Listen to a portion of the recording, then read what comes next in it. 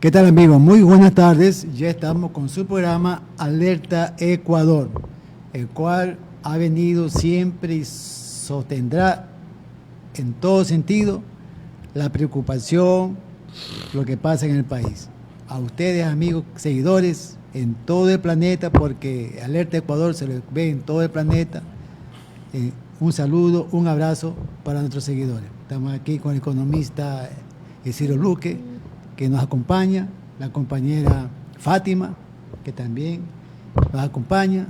Entonces vamos a tratar hoy, amigos que nos siguen de Alerta Ecuador, y también para toda la ciudadanía, para todo el público que nos ven, nos sigue, la crisis, la situación que sufre el país. Realmente el Ecuador sigue estando en una situación crítica.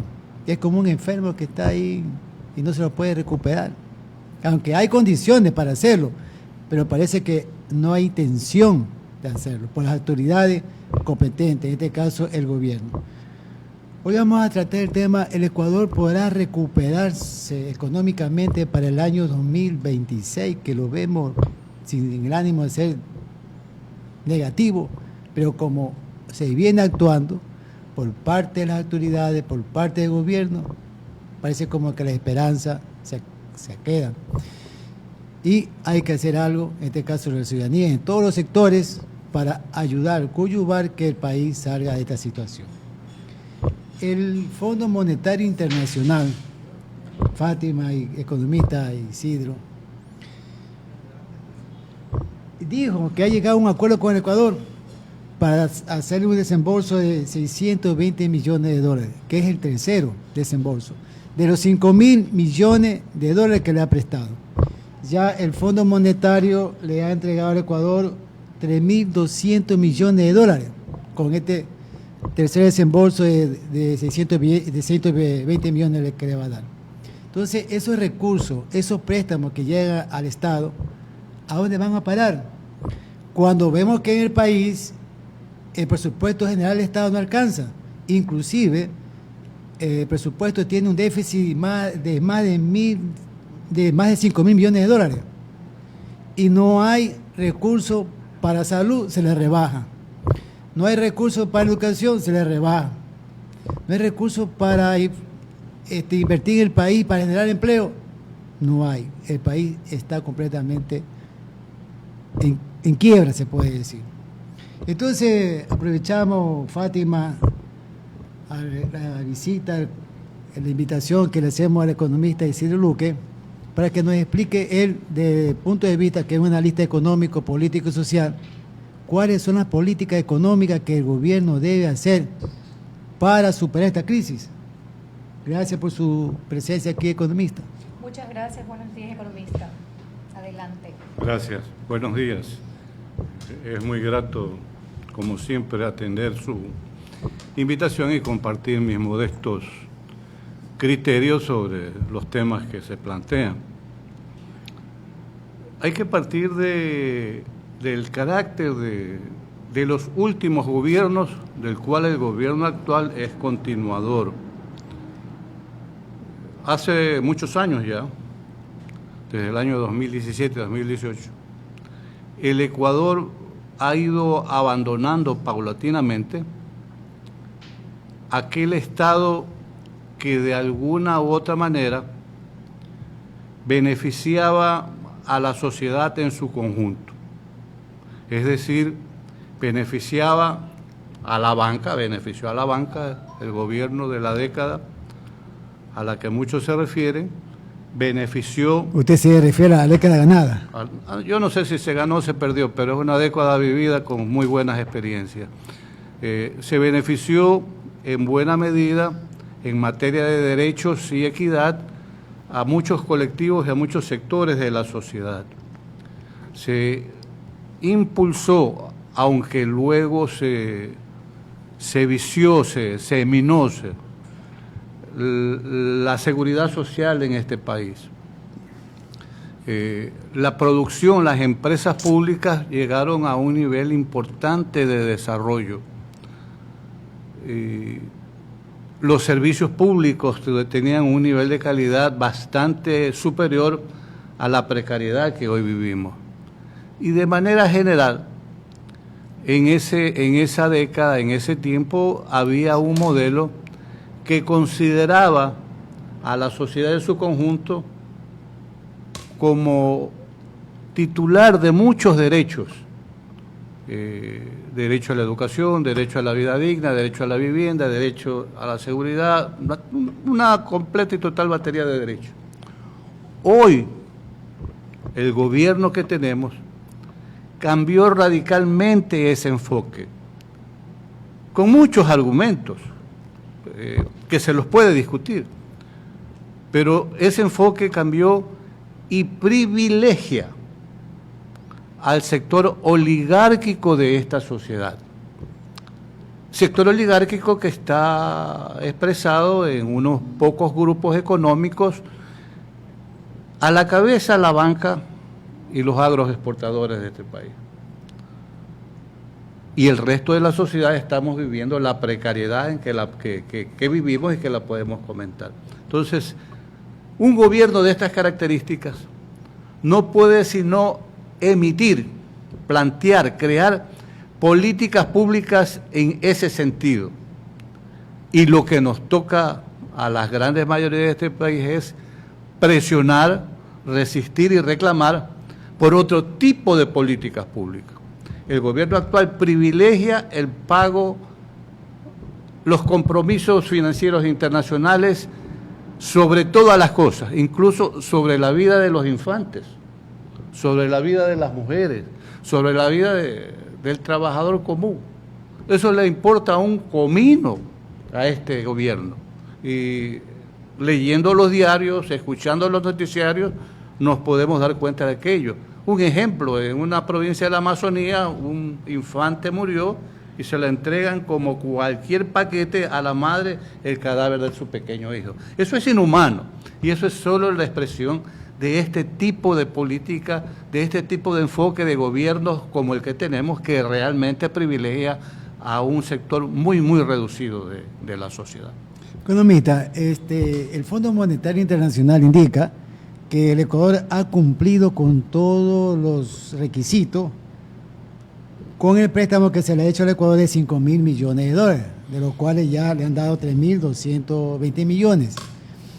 Al decir que ha cumplido con todas estas normas que le exige el Fondo Monetario Internacional, ya vemos los resultados. Por ejemplo, el gobierno eliminó el subsidio al diésel. Y también está pidiendo que para que se le dé los 620 millones de dólares, tiene que cumplir otras normas, que ya se comienza a especular que podría ser también eliminar el subsidio al gas. ¿Qué pasaría eso? O sea que se presta recursos para pagar deuda, pero no para sustentar lo que requiere el país en lo económico. En el último informe que la misión del Fondo Monetario Internacional en el Ecuador emitió, habla que el Ecuador ha cumplido con todas las condiciones que ellos le imponen al Estado ecuatoriano para poder seguir ejecutando los desembolsos de ese programa de crédito que tiene ciertos requisitos impuestos a la fuerza, por la fuerza de las circunstancias y por la fuerza de estos pequeños grupos que conducen el país en su propio beneficio, en el beneficio de la banca, para decir lo siguiente: ¿cuáles son esos requisitos, esas condiciones que pone la banca internacional? Primero, reducir el tamaño del Estado. Ya se eliminaron 5.000 empleos en el sector público. Aguarde que viene más. Reducir el tamaño del Estado. Reducir el déficit fiscal, que ese es el argumento financiero de política pública central que el Fondo Monetario le pide al gobierno ecuatoriano. ¿Cómo se reduce el déficit fiscal? El déficit fiscal se reduce no ejecutando los presupuestos del sector público. Hoy podemos, es noticia, hoy podemos ver que el presupuesto general del Estado en promedio se ha ejecutado no más, creo que del 52 o el 54, entre el 52 y el 54% en el año 2025. ¿Qué quiere decir eso? Que si usted presupuesta en su familia para la alimentación 100 para el año, solo ha ejecutado 50. Quiere decir que el otro 50 que está por ejecutar está matando de hambre a su familia, en el aspecto individual. En el aspecto del Estado, significa que ha reducido el servicio, la calidad del servicio, los suministros, la inversión, y va a reducir talento humano en la mitad. Entonces, ese es el otro argumento en que el Fondo Monetario dice ha cumplido porque el Estado no ha ejecutado el presupuesto del Estado. Otro de los requisitos es la privatización de los servicios públicos. ¿Pero de cuáles servicios públicos? Aquellos servicios públicos que son rentables. En otras palabras, la pulpa, el lomo fino. En este caso, el Seguro Social. La Seguridad Social, el Banco del Pacífico, CENEL, las generadoras eléctricas, hidráulicas y termoeléctricas, y todas las empresas públicas que tienen un mercado cautivo y una rentabilidad y un flujo permanente de caja. Es decir, eso el Ecuador tiene que privatizarlo. Y antes de que, un argumento adicional. ¿Y cómo privatiza eso? A través de una técnica muy conocida ya, como dicen los muchachos en mi barrio, berriada, de precarizar el servicio. Entonces, la ciudadanía se cansa de ese servicio precario y con eso justifican el proceso privatizador. Pero ¿cómo no va a ser precario el servicio si no ejecutan, sino la mitad del presupuesto? Usted va a un hospital, no tiene atención, no tiene medicina, no hay equipamiento, no hay guardia privado, y encima de eso están echando a la calle servidores públicos, sanitarios, doctores, médicos, enfermeros, administrativos, etc. Es decir, es un conjunto de políticas que desde afuera se la imponen al Estado, y este gobierno insensible, inhumano, oligárquico, que favorece a unos muy pocos sectores de esta sociedad, impone ese tipo de gobierno, ese tipo de medidas, ese tipo de política pública a costa de la vida del pueblo ecuatoriano. Y además, hay entre otras de las condiciones más importantes, es la reducción de los llamados subsidios. Subsidios, por otro lado, que fueron creación del propio Banco Mundial en la década de los 90 del siglo pasado, y que pasan por ser parte de la canasta básica de consumo del pueblo ecuatoriano. Por ejemplo, usted se refirió a la privatización del gas, a la eliminación del subsidio del gas. Ya se eliminó el subsidio del diésel, pero además, en contravía, ponen como requisito la creación de ciertos subsidios que debían ser llamados subsidios, pero no le llaman subsidios, son incentivos a ciertos sectores productivos, cierto perdón de impuestos, ciertas excepciones tributarias, de tal manera que el único afectado es aquel ciudadano que tiene, y en buena hora que lo tenga, un salario mínimo. Cuando ya está la estadística del INEC, salió en octubre de 2025, salió la semana pasada, y ya nos dice que en el Ecuador, formal y oficialmente, el desempleo ha llegado cerca del 80% en la población ecuatoriana. Sabemos que tenemos ya para el 2026 un déficit. Tal vez podamos coger una boya así de salvataje, como por ejemplo la minería. ¿Usted cree que a la final, si cogemos la minería, la explotamos adecuadamente, podemos sacar de allí algún recurso para el pueblo ecuatoriano? Mire, el caso de la minería es un caso que la sociedad ecuatoriana no la ha visto con la acuciosidad que hay que verla. En el año 2014, el gobierno de la década de Rafael Correa repartió más de 900.000 hectáreas en concesiones para minería de metales preciosos y cobre. Y los beneficiarios de esas concesiones son muchos de los grupos económicos que están en este gobierno. ¿Qué ha obtenido el Ecuador de esas más de 900.000 hectáreas de terreno en concesiones mineras? He estado revisando la información del SRI, porque ahí es que se registran esos ingresos del Estado. No pasan de 300 millones de dólares al año, porque las exportaciones de la minería son indeterminadas. No se exportan ni como oro, ni como plata, ni como níquel, ni como cobre, sino como material minero. Y lo que recibe el Ecuador son regalías. Eso es lo que recibe el Ecuador. La minería no ha aportado en nada al erario nacional, por lo tanto a la sociedad ecuatoriana. En nada. No tiene ninguna relevancia 300 millones de dólares en los más de 38.000 millones de dólares que es el presupuesto general del Estado. Sin embargo, se dice, eso como es indeterminado las exportaciones, se dice que anualmente las exportaciones mineras tienen un valor en el mercado internacional de más de 15.000 millones de dólares.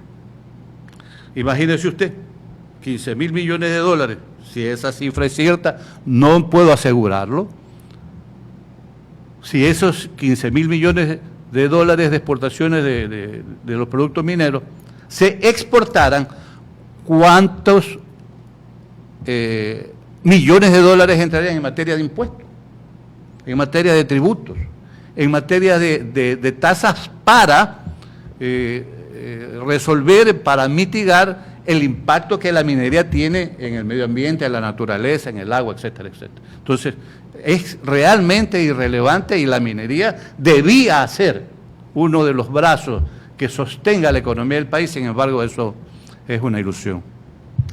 Economista, y para que el sector minero sí aporte al erario nacional y a los ecuatorianos, ¿cuáles serían las medidas que se deberían tomar? ¿Cuál sería la receta más conveniente? Mire, no hay receta, pero yo le puedo dar la mía. Cambiar el enfoque del gobierno. Cambiar el gobierno oligárquico para que haya una política soberana de defensa de los recursos naturales. Hoy el Estado ecuatoriano no defiende sus recursos naturales. Ya hablamos de la minería. La explotación petrolera ha caído en su nivel histórico más bajo, en el nivel de producción. Y no se está aprovechando una subida del precio del petróleo en el mercado internacional. Y no se lo porque no se lo está produciendo. ¿Y por qué no se produce petróleo? ¿Por qué se precariza? ¿Por qué se hunde la producción petrolera? Para que esos campos petroleros, que son jugosos, que son productivos, que son importantes para el desarrollo nacional, en un nivel de precariedad sean privatizados a precio de gallina enferma. Y vendrán los argumentos de que dado que la producción petrolera y no hay para invertir, está tan baja, etcétera, etcétera, etcétera, se lo vamos a dar a tal compañía extranjera a cambio de un ingreso fijo por una sola vez y se entrega esos campos en explotación a 20, 25 años hasta que la vida útil de esos pozos se termine. Entonces, es parte de un sistema. Para salir de ese tipo, hay que cambiar las políticas públicas. Hay que sostener los principios de la soberanía nacional, porque los últimos gobiernos, tengo que decirlo con todas sus letras, ha pisoteado la soberanía nacional, ha pisoteado los derechos que tenemos los ecuatorianos, que es parte de la soberanía nacional para vivir con dignidad. Usted, acabo de venir a estas entrevistas aquí por la calle Boyacá, en Guayaquil, encontré como unos 300 policías y aquí el periodista me dice que ha habido un asalto, no sé qué cosa. Estamos ayer, anteayer, una señora que pasaba por la calle cerca de la universidad, le pegaron un tiro. Y así esto es noticia de todos los días, que ya lo hemos normalizado. ¿Cuál es la respuesta que tiene el Estado? Ninguna. Economista, esta política neoliberal de los gobiernos se la usó en la década del 90, del siglo pasado, y en América del Sur, en Argentina, Chile, Perú, Ecuador, la media, pero no dieron resultado. Fue un fracaso más bien en el ámbito económico, y parece que ahora se está retomando nuevamente esa política no liberal de privatizar y de modernizar el Estado, que lleva más bien a crisis. Usted habla de que hay que cambiar, el gobierno debe cambiar su política, pero el gobierno sufrió una derrota bastante desastrosa con la consulta y el referendo, y eso fue una expresión del pueblo que le llamaba la atención al gobierno. Pero el gobierno no hace caso, el gobierno sigue con su posición inflexible. Entonces, ¿qué hay que hacer ahí, economista? Mire, el presidente hablaba en términos futbolísticos, que él había aprendido en su vida de joven que 4-0 es una goleada. Y en el fútbol se pierde, se empata o se gana. Pero yo voy a seguir haciendo lo que tengo determinado a hacer en beneficio del pueblo ecuatoriano. Entiéndase el beneficio de los grupos cercanos a él. Pero esas minorías tienen que reflexionar, no solo el gobierno, sino las minorías que deben estar muy preocupadas. La banca, las empresas agroexportadoras, los que venden, estas grandes corporaciones que manejan la soberanía alimentaria del pueblo ecuatoriano. Los supermercados, son grandes corporaciones. Deben preocuparse de ese llamado de atención que hizo en las urnas el pueblo ecuatoriano. Porque ¿cómo usted se explica? Y esto ya entramos en el campo del análisis político. ¿Cómo usted se explica que un gobierno que se decía que tenía un apoyo en las encuestas superior al 50 y pico, 60%, pierda de manera escandalosa en todas las preguntas que plantearon al pueblo ecuatoriano? No vamos a analizar en sí lo que ya pasó, porque en realidad esa consulta además fue parte de un juego de humos y espejos para mantenernos ocupados y hacer lo que están haciendo. Pero el pueblo ecuatoriano, a pesar de los humos y los espejos, le dijo, vea, 4-0, vamos bien. Voy a repetir lo que algún analista dijo.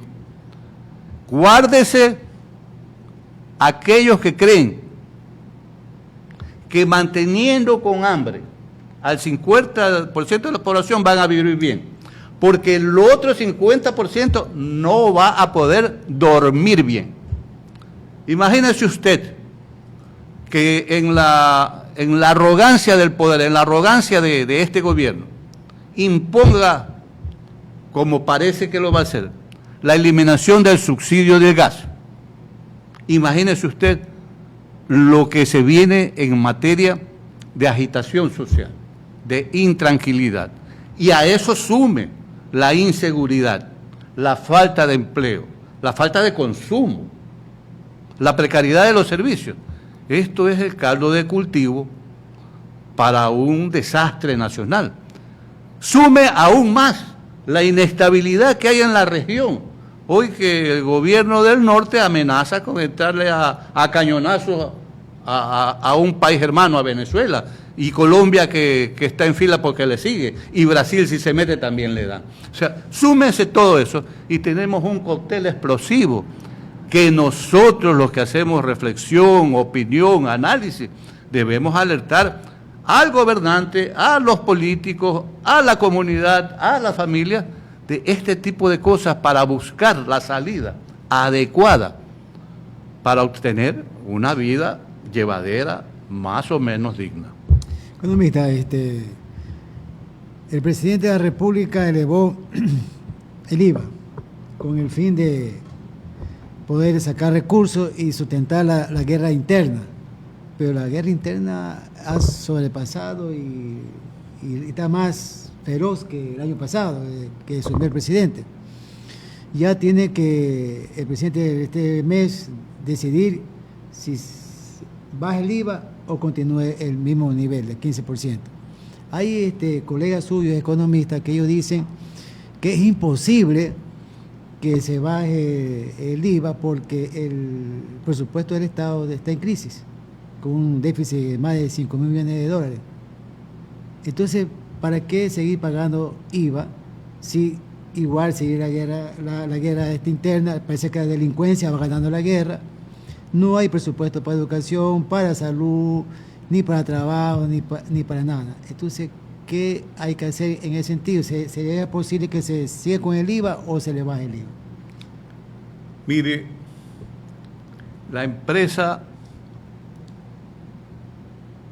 los negocios de este país requieren de demanda interna para vivir. Si no hay trabajo, no va a haber demanda y nos acercaríamos a un proceso de estancamiento económico. En ese entorno, el IVA afecta directamente al nivel de precios, porque es un impuesto orientado al consumo, a lo que usted compra. Entonces, todo lo que usted consume paga IVA. Entonces, sostener ese impuesto significa sostener el nivel de precios actual. Por lo tanto, sostener el nivel de demanda actual, que es pobre, es precaria. Si usted toma una medida de política fiscal, tributaria, y baja el IVA, se supone que bajando el nivel de precios incrementa la demanda. Y si incrementa la demanda, la empresa va a poder vender más, por tanto, producir más, por tanto, contratar más trabajadores y se genera ese círculo, esa circularización que la economía entrega. Entonces, los tributos sirven para eso. Y si los tributos en una economía estancada como la nuestra se suben o se mantienen en un nivel alto, afecta al nivel de consumo, al nivel de precios y a la dinámica económica de las empresas. Entonces, se supone que habiendo talento en el gobierno, debían hacer estas reflexiones. Pero parte de los compromisos que le impone el Fondo Monetario Internacional es sostener esos impuestos al consumo, pero dar ciertos beneficios tributarios a las empresas. Es decir, le perdonan impuestos por un lado, pero le suben el impuesto por otro lado.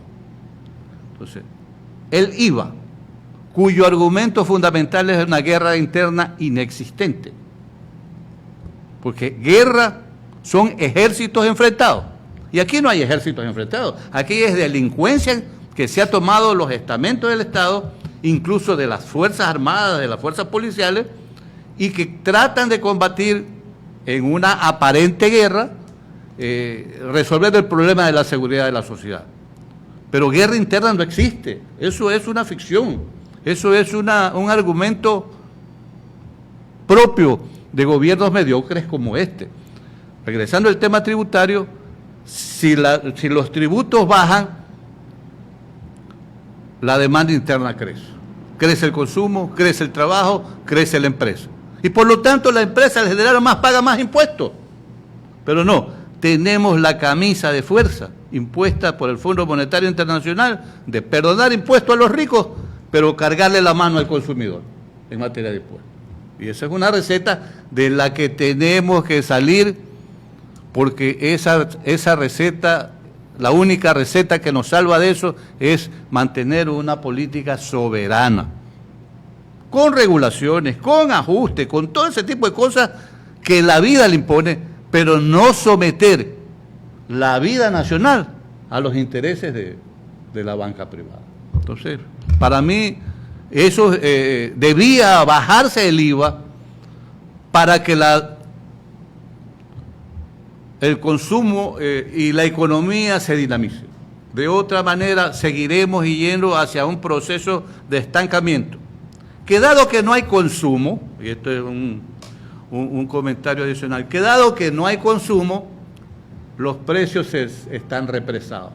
Se mantiene, porque como no hay consumo, los precios, si nadie consume, por más que le suba el precio, nadie va a demandar. Tendrás que bajar los precios para dinamizar la demanda.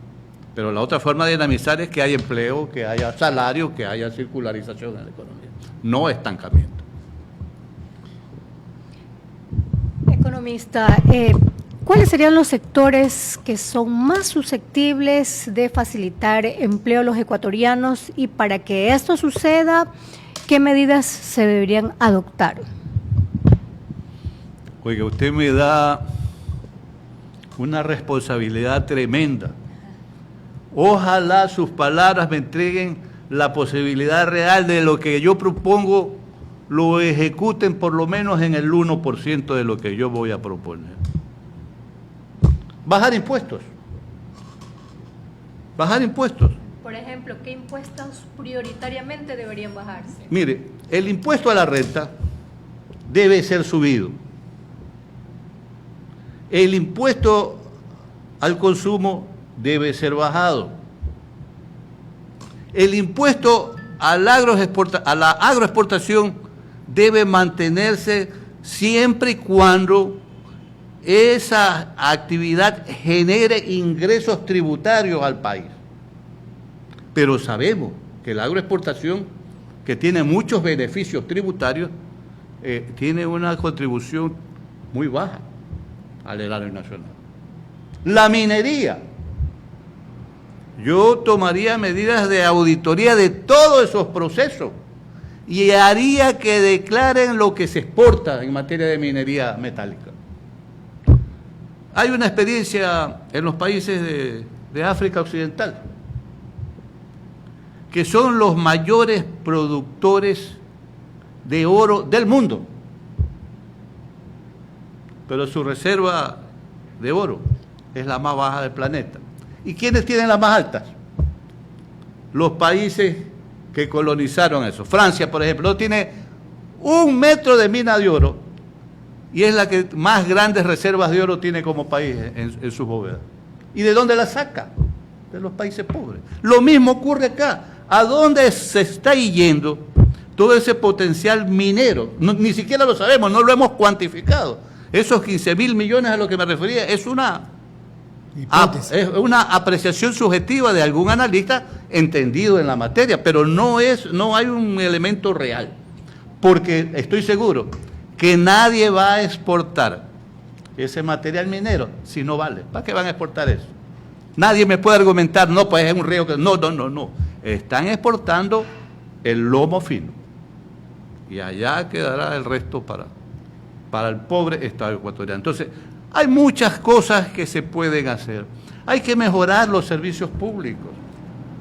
Fíjese usted, el turismo.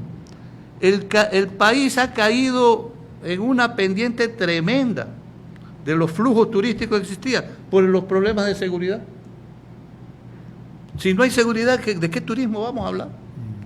La inversión que todo el mundo, todos estos gobiernos hablan de que hay que bajar los impuestos a la renta para que venga la inversión privada.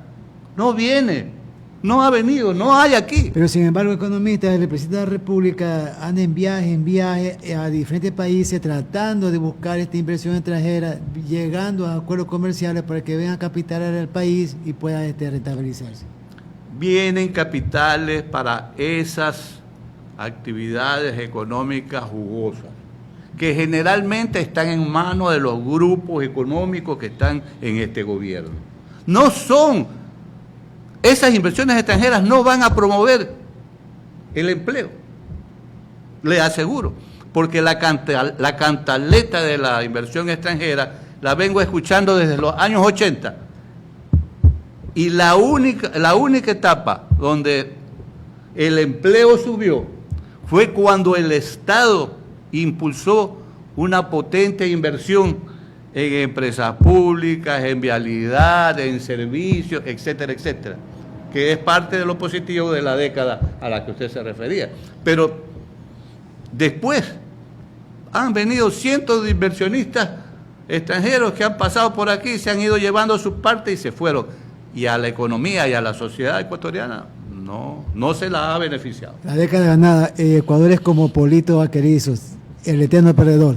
Bueno, ya se nos terminó el tiempo.